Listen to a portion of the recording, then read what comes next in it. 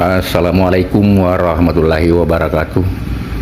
Saudara, pada kesempatan ini sambil jalan-jalan di kota Watampone, saya akan mengisahkan tentang Bugis rantau. Sejak kapan orang Bugis melakukan perantauan dan mengapa orang Bugis merantau ataupun migrasi.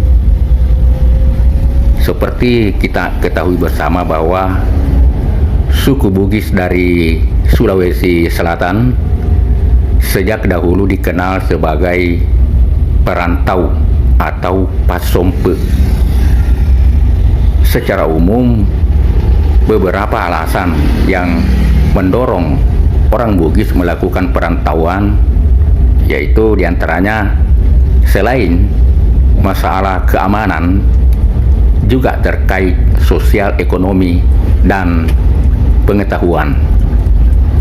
Dari sisi keamanan, terjadi pada masa penjajahan Belanda serta kekacauan yang terjadi di masa pemberontakan DITII di Sulawesi Selatan. Sementara dari sisi ekonomi, di mana kebutuhan hidup semakin meningkat yang sangat berpengaruh terhadap kesejahteraan hidup. Artinya bukanlah karena sumber daya alam Sulawesi yang tidak mendukung, tetapi ketersediaan lapangan kerja yang diharapkan belum berkembang pada masa itu. Kemudian terkait pengetahuan, di mana orang Bugis senantiasa ingin meningkatkan kualitas hidup yang tentunya membutuhkan ilmu dan pengalaman. Saudara, awal migrasi orang Bugis terjadi sejak tahun 1669 atau abad ke-17, karena pada masa itu jatuhnya Kerajaan Goa ke tangan Belanda pada tahun 1667. Kejatuhan Goa ini terjadi karena perang saudara dengan Kerajaan Bone yang melibatkan VOC. Adapun motif Kerajaan Bone di bawah pimpinan Rupalaka berperang dengan Kerajaan Goa pimpinan Sultan Hasanuddin lantaran Kerajaan Goa menjajah Kerajaan Bone. Rakyat Bone dipekerja paksakan demi kepentingan Goa. Oleh sebab itulah Rumpalaka kemudian tampil dan bertindak untuk membebaskan Bone dan kerajaan Bugis lainnya di bawah kekuasaan Kerajaan Goa. Perlu diketahui saudara bahwa Kerajaan Goa Talok Makassar didirikan oleh kalangan suku Makassar, sedangkan kerajaan Bugis seperti Bone, Sopeng, Wajo, Sidinring, dan Luwu serta kerajaan-kerajaan Ajatapareng lainnya pada umumnya didirikan oleh suku Bugis atau etnis Bugis. Sementara itu, Belanda berperang dengan Goa dilandasi dengan kepentingan penguasaan ekonomi dan perdagangan di wilayah Indonesia Tengah dan Timur. Dengan kekalahan Goa dalam perang Makassar tersebut, sehingga memaksa kerajaan Goa untuk menandatangani perjanjian Bongaya.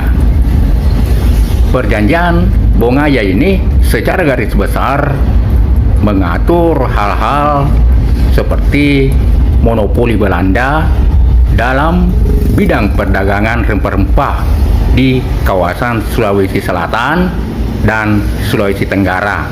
Kemudian Kerajaan Goa harus melepaskan Bone, Sopeng, Luwu, dan Wajo dari penguasaannya.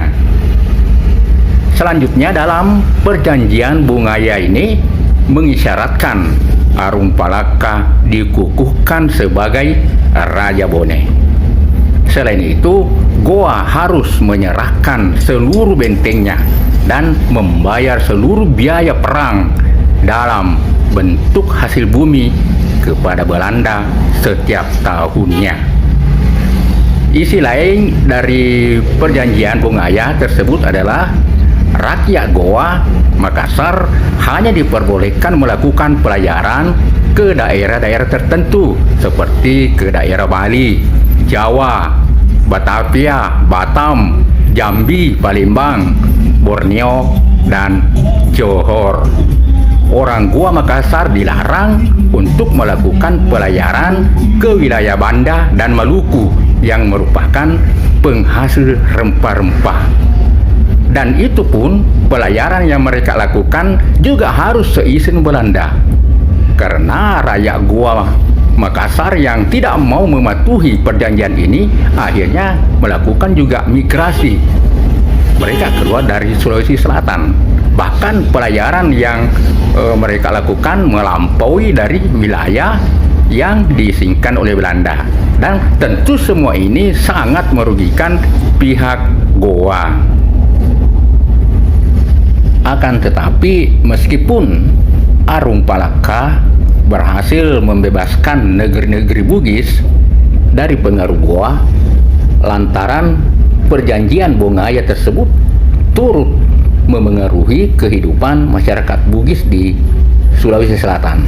Jadi tidak hanya berimbas terhadap masyarakat Goa, sehingga ada pula kelompok-kelompok orang Bugis yang tidak setuju dengan isi perjanjian Bongaya tersebut.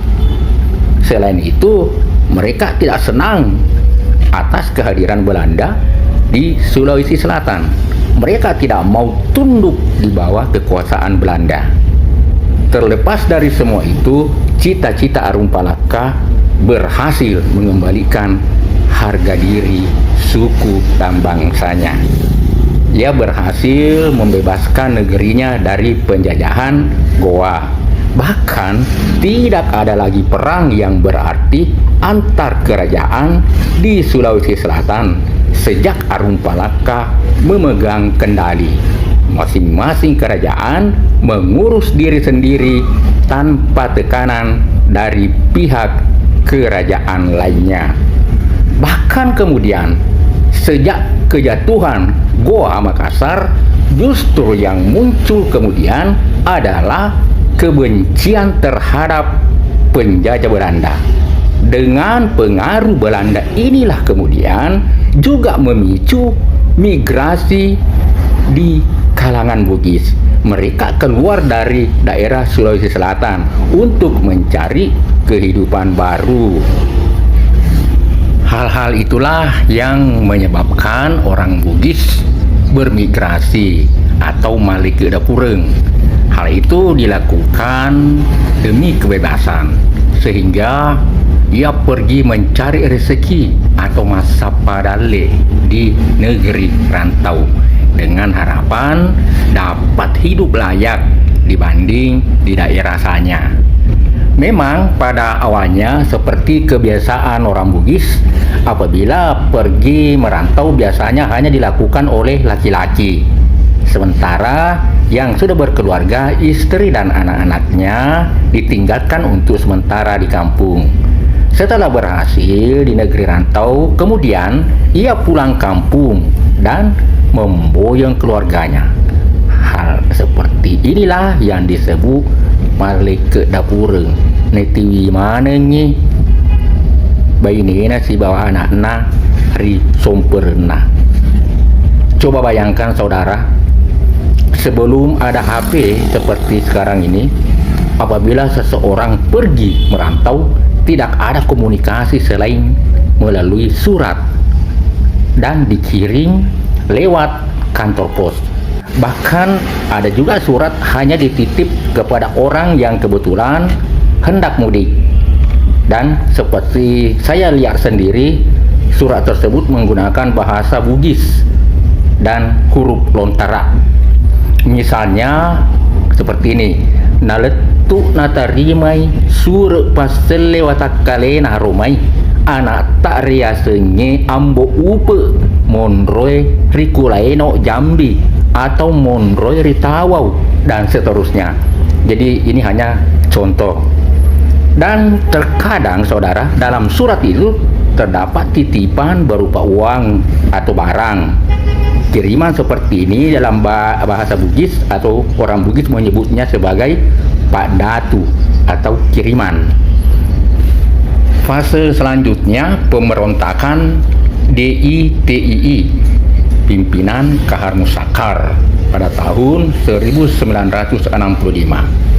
Hal ini juga mendorong terjadinya migrasi orang Bugis keluar dari Sulawesi Selatan, di mana dalam pemberontakan ini menyebabkan penderitaan dan ketakutan bagi warga karena tidak ada jaminan keamanan, sehingga mereka tidak berani untuk pergi ke sawah atau ke kebun untuk mengelola tanah pertanian.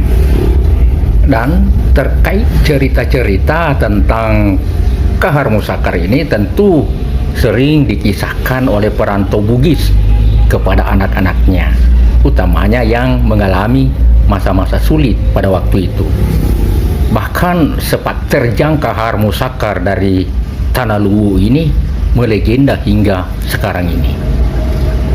Saudara, dalam perkembangannya perantau Bugis sampai ke Semenanjung Malaysia, wilayah Johor, dan di sana mampu mengembangkan perekonomian dan budaya Bugis di daerah tersebut.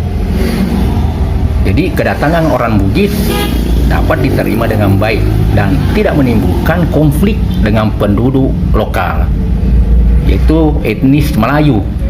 Bahkan terjadi asimilasi budaya antara etnis Bugis dan etnis Melayu. Dan meskipun budaya Melayu lebih menonjol, generasi pertama suku Bugis yang bermigrasi ke Johor masih memegang teguh budaya Bugis, terutama pada penggunaan bahasa Bugis dalam percakapan sehari-hari. Namun generasi yang lebih muda memilih untuk mempergunakan bahasa Melayu dan tidak menunjukkan kemampuannya dalam penguasaan bahasa Bugis.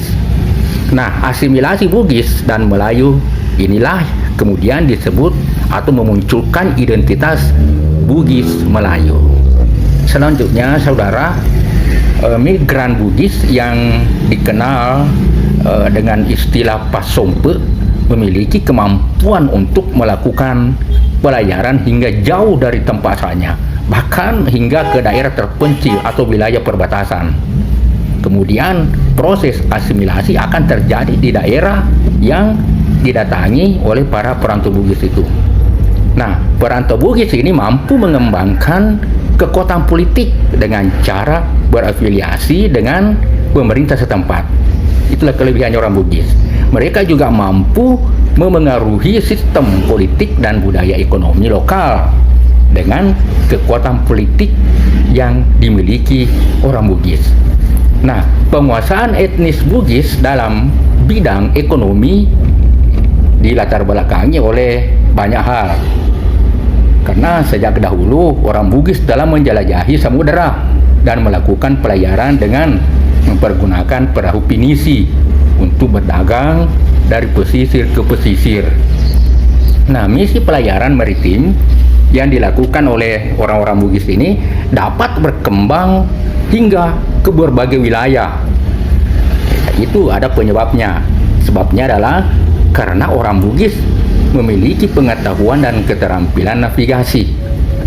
Orang Bugis juga memiliki kemampuan beradaptasi dengan tempat yang dituju, termasuk aspek sosial, politik, dan budaya.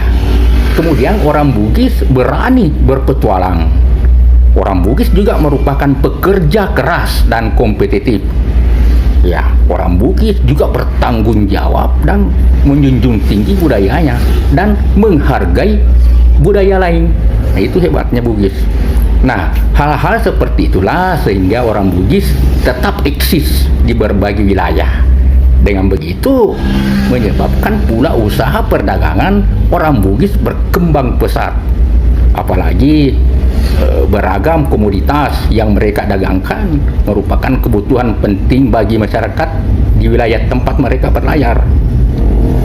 Selanjutnya, masyarakat Bugis juga berpengaruh besar dalam segala bidang pekerjaan. Peran suku Bugis ini dipengaruhi oleh semangat sebagai pelaut ulung dan kemampuan untuk beradaptasi di daerah perantauan. Saudara, wilayah pelayaran etnis Bugis memang sejak dulu terbentang hingga Australia, Madagaskar dan Afrika sampai di sana, di mana wilayah Sabah dan Sarawak di Malaysia sejak dulu juga sudah menjadi daerah tujuan pelayaran bagi perantau Bugis. Selain itu, wilayah Selangor, Kedah dan Johor juga menjadi tujuan pelayaran orang Bugis. Kemudian perantau Bugis di Johor bahkan mampu menempatkan suku Bugis meraih posisi yang berpengaruh di Kesultanan Johor. Perantau Bugis yang berlayar hingga ke Johor akhirnya sampai ke wilayah Kuala Enok atau Riau sana dan memasuki wilayah Jambi Selatan. Oleh karena itu, saudara, perantauan yang dilakukan orang Bugis tidak sekadar mengejar keuntungan, tetapi juga sebagai upaya untuk mencari pengetahuan, kekayaan, serta memperbaiki nasib. Nah, saudaraku, perlu dicatat bahwa dalam perantauan suku Bugis, mereka pun bertemu perantau lainnya dari Sulawesi, seperti orang Makassar, Mandar, dan Toraja. Hebatnya, mereka menyatu di perantauan tanpa membedakan suku masing-masing. Tetapi mereka semua bersaudara dan menyatu di negeri rantau. Hal inilah kemudian mereka membentuk di negeri rantau semacam persatuan dan ikatan kekeluargaan sebagai perantau dari tanah Sulawesi. Nah, maka terbentuklah seperti Kerukunan Keluarga Sulawesi Selatan atau KKSS. Dengan adanya kerukunan ini menjadikan perantau dari Sulawesi Selatan mendapat posisi tersendiri di negeri rantau. Begitu pula misalnya orang Bone di perantauan juga membentuk Kerukunan Keluarga Masyarakat Bone atau KKMB. Ada juga Kerukunan Keluarga Luwuraya atau KKLR.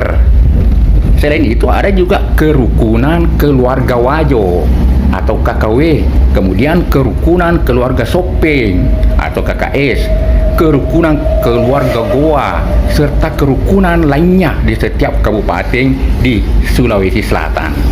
Kerukunan-kerukunan inilah yang kemudian menyatu membentuk Kerukunan Keluarga Sulawesi Selatan atau KKSS. Persatuan dan kebersamaan para perantau dari tanah Sulawesi tersebut mengingatkan kita pepatah Bugis yang mengatakan si patet tikeng celak rikamponna naikia, si patet tikeng wai mata rikamponna tauwe. Artinya mereka berselisih paham ketika masih berada di negerinya, akan tetapi saling meneteskan air mata ketika berada di negeri lain. Hal ini bermakna bahwa mereka saling menopang dan membantu di negeri rantau. Inilah salah satu falsafah yang mengikat kita semua di perantauan. Meskipun pada masa lampau atau masa kerajaan terdapat perselisihan atau perbedaan antar kerajaan di Sulawesi Selatan, akan tetapi perbedaan dan perselisihan itu sudah bukan zamannya sekarang. Oleh karena itu, perantau-perantau dari Sulawesi Selatan, baik Bugis, Makassar, Mandar maupun Toraja, harus bersatu di negeri orang. Semua bersaudara dan harus saling membantu. Jagalah nama baik kampung halaman, jaga nama baik Sulawesi Selatan. dan jangan lupa oleh-olehnya. Awe perilau toka seding iya. Nah, terkait saling membantu satu sama lain ini juga dikenal dalam falsafah Bugis yang mengatakan reba si patokong, mali si parape, malilu si pakainge. Artinya saling mengangkat jika jatuh, saling mendamparkan jika hanyut, dan saling mengingatkan jika keliru. Saudaraku, itulah kilas balik tentang sejarah awal Bugis Rantau. Semoga bermanfaat. Terima kasih. Salama, tapada salama. Wassalamualaikum warahmatullahi wabarakatuh.